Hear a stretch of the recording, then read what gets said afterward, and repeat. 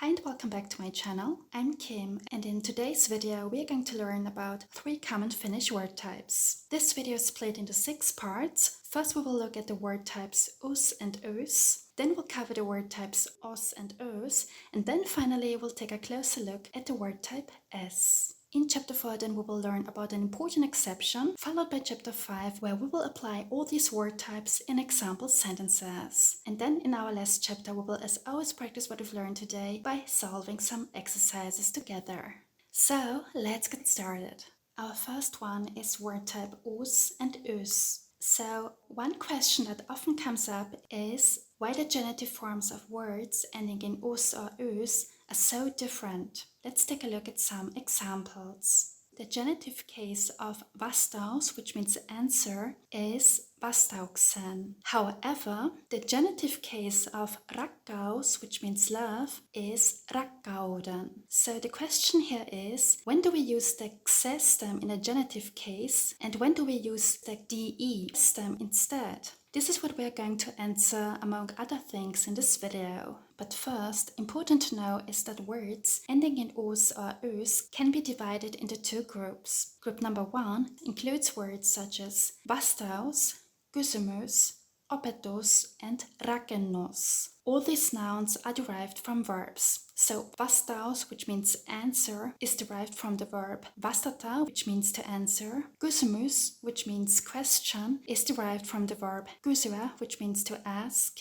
Opetus, which means teaching, is derived from the verb opettaa, which means to teach, and rakennos, which means building, is derived from the verb rakentaa, which means to build. Then we have group number 2, which includes words such as korkeus, rakkaus, kauneus, and rikkaus. These nouns are derived from adjectives. So korkeus, which means height, is derived from the adjective korkea, which means high. Rakkaus, which means love, is derived from the adjective rakkas, which means beloved. Kauneus, which means beauty, is derived from the adjective kaunis, which means beautiful. And rikkaus, which means richness, is derived from the adjective rikas, which means rich. Now let's take a look at the formation. For now, let's start with the nouns derived from verbs. Our example here is vastaus, which means answer. We want to form the partitive case. How does it work? Step number 1,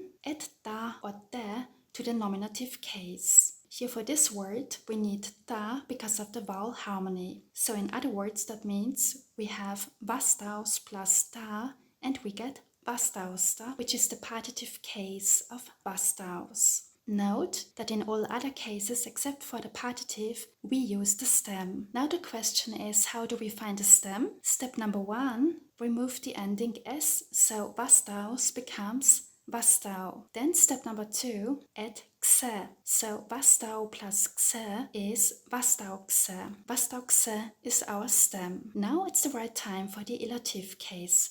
How does it work? Step number 1, add the letters en to the stem. So vastaukse plus en is vastauksen. This is the ilative case of vastaus. Now let's go through all the cases. Again, our example here is vastaus, which means answer. Remember, the stem is vastaukse. So the nominative case is vastaus. The partitive case is vastausta. The genitive case is vastauksen. The ilative case is vastauksen. The inessive case is vastauksessa. The elative case is vastauksesta. The allative case is vastaukselle. The adhesive case is vastauksella. The ablative case is vastaukselta. And the T plural, or in other words, the nominative plural, is vastaukset. So again here, remember, nominative case is vastaus, the stem is vastaukse, the partitive case is formed by the nominative plus ta, and the structure for all the other cases is the stem plus the corresponding endings. Alright, now let's take a look at group number 2, nouns derived from adjectives. Here our example is korkeus, which means height. We want to form the partitive case. How does it work? Step number 1, remove the ending s. So that means korkeus becomes korkeu. Step 2, add ta or te. So in other words, that means korgo plus ta becomes korgoutta. This is the partitive case of korgos. Now it's time for the genitive case. Step 1. Remove the ending s. So korgos becomes korgo. Step 2. Add de. So that means korgo plus de becomes korgode. And step 3. Add n. In other words, korgode plus n becomes korgoden. This is the genitive case of korgos. Now we want to form the ilative case. Step 1, again remove the ending s, so korgos becomes korgo. Step 2, add te, so korgo plus te is korgote. And then step 3, add en, so korgote plus en becomes korgoten. This is the ilative case of korgos. Now let's go through all the cases. Again, here our example is korgos, which means height. So the nominative case is korgos, the partitive case is korgoutta, the genitive case is korgouden, the ilative case is korgouten, the inessive case is korgoudessa, the elative case is korgeudesta, the allative case is korgeudelle, adhesive case is korgeudella, ablative case is korgeudelta, and then the plural is korgeudet.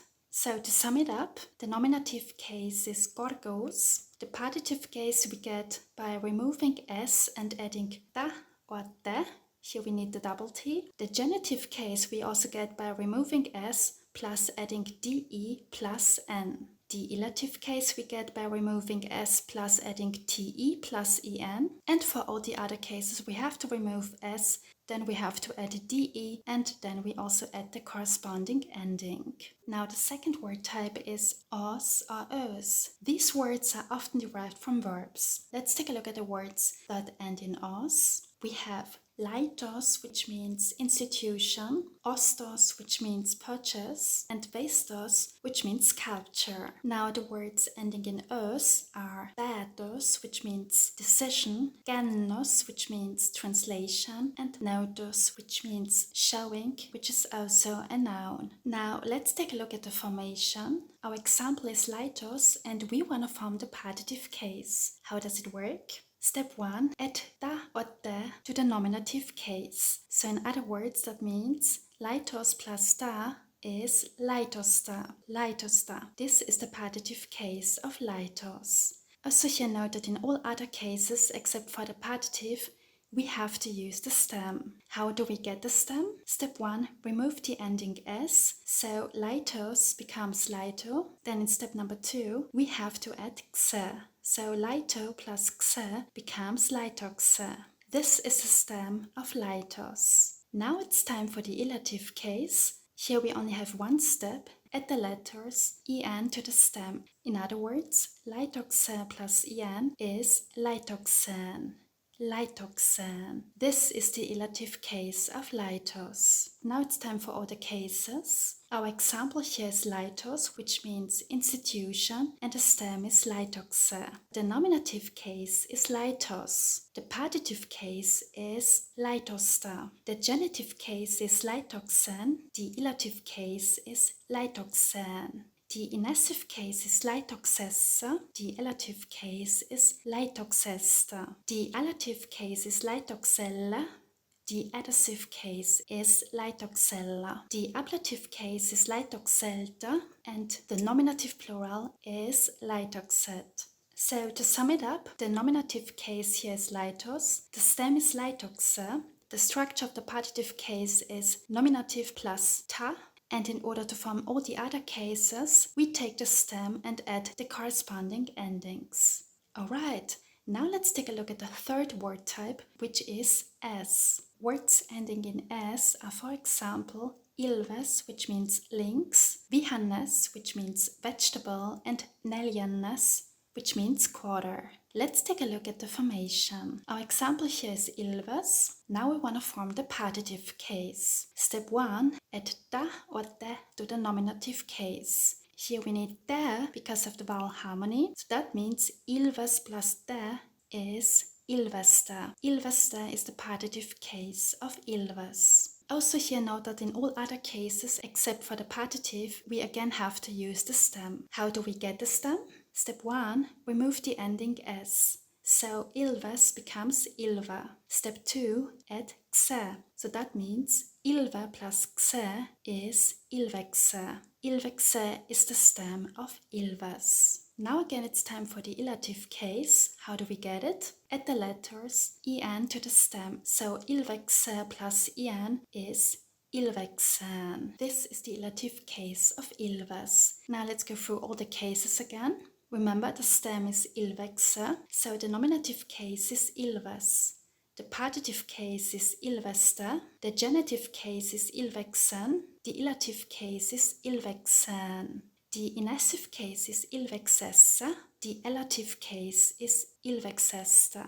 The allative case is Ilvekselle, the adjective case is Ilvekselle, the ablative case is Ilvekselde, and the nominative plural is Ilvekset. So to sum it up, the nominative case is Ilves, the stem is Ilvekse, the partitive case here is structured by the nominative case plus de, and for all the other cases we have to use the stem and then add the corresponding endings. Nice! Now we arrived at our next chapter, which is called the exception. The exception here is mies, which means man. Let's take a closer look. The nominative case is mies. The genitive case is miehen. The partitive case is mieste.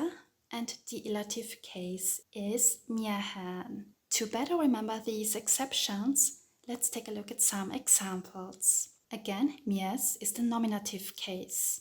Tuo mies on minun opettajani means that man is my teacher. Let's go step by step. Tuo means that. This one is used when we are pointing to someone or something further away from us. Mies means man, on is, and minun opettajani means my teacher. Minun means my, and opettajani is a combination of opettaja, which means teacher, plus ni, which is the possessive suffix for the first person singular. Let's repeat again. Tuo mies on minun opettajani. That man is my teacher. Now let's take a look at the genitive case. The genitive case of mies is miehen. For example, Olivia on naimisissa suomalaisen miehen kanssa means Olivia is married to a Finnish man. Let's go step by step. Olivia on naimisissa means Olivia is married, and suomalaisen miehen kanssa means to a Finnish man. So suomalaisen is the genitive case of suomalainen, which means Finnish. Miehen is the genitive case of mies, and kanssa means with. Why do we use here the genitive case? Because of the postposition kanssa. Remember the rule? Genitive case plus kanssa. So let's repeat again. Olivia on naimisissa suomalaisen miehen kanssa. Olivia is married to a Finnish man. Next one, partitive case. The partitive case of mies is miestä. For example, kirjastossa on 2 suomalaista miestä means there are 2 Finnish men in the library. Let's go step by step. Kirjastossa is the inessive case of kirjasto, which means library. On 2 are 2. Suomalaista miestä means Finnish man. Here we say on and not ovat because we have an existential sentence. So as you see here, miestä is the partitive case of mies. Why do we use here the partitive case? Because of 2, which is a number. Remember, when we have a number, then it's followed by the partitive case. 2 suomalaista miestä, 2 Finnish men. Let's repeat again.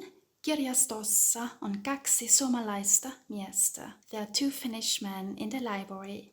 And now the ilative case. The ilative case of mies is miehen. For example, hän rakastui tuohon mieheen means she fell in love with that man. Let's go step by step. Hän means he or she. Rakastui is the third person singular past tense of rakastua, which means to fall in love. Tuohon is the ilative case of tuo, which means that. Again, we use tuo when we're pointing to someone or something further away, and miehen is the ilative case of mies. Why do we use here the ilative case? because of the verb erection rakastua plus illative. Let's repeat again. Hän rakastui tuohon mieheen. She fell in love with that man. Nice! Now it's time for applying all these word types in example sentences. Here is our first one. Olin Oulussa juhannuksena means I was in Oulu at midsummer.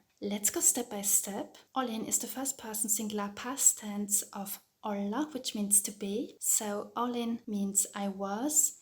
Oulussa is the inessive case of Oulu, so Oulussa means in Oulu, and juhannuksena is the essive case of juhannus, which means midsummer. Now the grammar points. The nominative case is juhannus. The stem here of juhannus is juhannukse, then we added the essive ending, that's why we say juhannuksena. Why do we use the essive case here? Because we want to express when I was in Oulu. So let's repeat again. Olin Oulussa juhannuksena. I was in Oulu at midsummer. Next one. Hän laulaa aina rakkaudesta means she always sings about love. Let's go step by step. Hän means he or she. Laulaa is the third person singular present tense of laulaa, which means to sing. Aina means always. And rakkaudesta here is the elative case of rakkaus, which means love. Remember, rakkaus is a noun that is derived from the adjective rakkas. So how did we get rakkaudesta here? Remember, the nominative case is rakkaus. In order to get the elative case, we have to remove the s from rakkaus. So we get rakkau, then we add de, and we get rakkaude, and then we add the elative ending, which is sta. So altogether, it is rakkaudesta. By the way, why do we use here the elative case? Because we want to express what about she's singing. She's singing about love, that's why we use the elative case here. Let's repeat again. Hän laulaa aina rakkaudesta. She always sings about love. Next one. Käänsin kysymyksen saksaksi means I translated the question into German. Let's go step by step. Käänsin is the first person singular past tense of kääntää, which means to translate. Kysymyksen here is the genitive case of kysymys, which means question. Here we use the genitive case because we are referring to a specific question. And saksaksi means into German. So how do we get kysymyksen here? Again, the nominative case here is kysymys, which means question. The stem is kysymykse. Now, when we want to form the genitive case out of it, we have to use the stem and then add the genitive marker, which is n. So that is why we get kysymyksen. Let's repeat again. Käänsin kysymyksen saksaksi. I translated the question into German. Next one. Jussi asuu ylimmäisessä kerroksessa means Jussi lives on the highest floor. Let's go step by step. Jussi asuu means Jussi lives. So asuu is the third person singular present tense of asua, which means to live somewhere. And ylimmäisessä is the inessive case of ylimmäinen, which means highest or uppermost. And kerroksessa is the inessive case of kerros, which means floor. So how do we get kerroksessa here? Again, the nominative case is kerros. The stem is kerrokse. And in order to get the inessive case, we have to take the stem and then add the marker for the inessive case, which is here, sa. So kerrokse plus sa is kerroksessa. We use the inessive case here in order to express where Jussi is living. Let's repeat again. Jussi asuu ylimmäisessä kerroksessa. Jussi lives on the highest floor. Next one. Ruotsissa voi tavata ilveksen. In Sweden, one can encounter a lynx. Let's go step by step. Ruotsissa means in Sweden. It's the inessive case of Ruotsi. Voi tavata can be translated as one can encounter or one can meet. And ilveksen here is the genitive case of ilves, which means lynx. How do we get ilveksen here? The nominative case is ilves. The stem is ilvekse. And in order to get the genitive case, we take the stem and add the marker for the genitive case. In other words, we have ilvekse plus n and we get ilveksen. Alright, so let's repeat again. Ruotsissa voi tavata ilveksen. In Sweden, one can encounter a lynx. One more. Joskus meidän täytyy tehdä vaikeita päätöksiä means sometimes we have to make difficult decisions. Let's go step by step.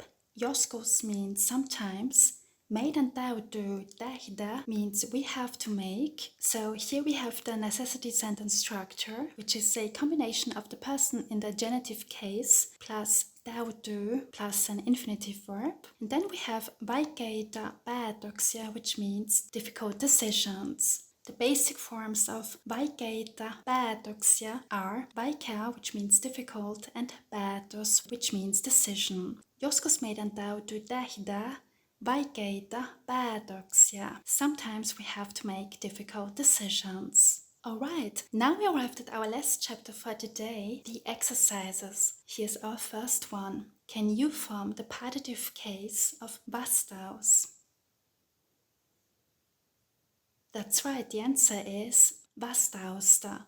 Next one. What is the genitive case of käännös? Excellent, the answer is käännöksen. Käännöksen. Next one, juures. What is the illative case? Very good, it's juurekseen. Next one, yllätys. What is the inessive case of it? Perfect, it's yllätyksessä. Next one, näytös. What is the illative case?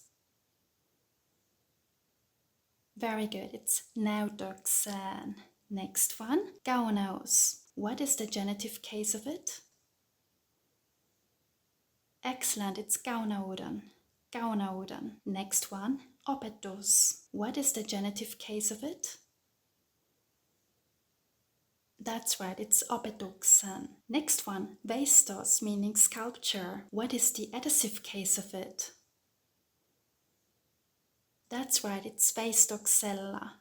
Veistoksella. Next one, neljännes, meaning quarter. What is the partitive case of it? Very good, it's neljännesta. Next one, kysymys, question. Here we need the nominative plural, T plural, what is it? Excellent, it's kysymykset. And our last one, this is an exception. What is the genitive case of mies? Perfect, it's miehen. Miehen. So yeah, that's it for today. I hope you liked this video. If you want to learn more Finnish, please don't forget to subscribe to this channel. Thank you so much for watching. Have a nice day and see you next time.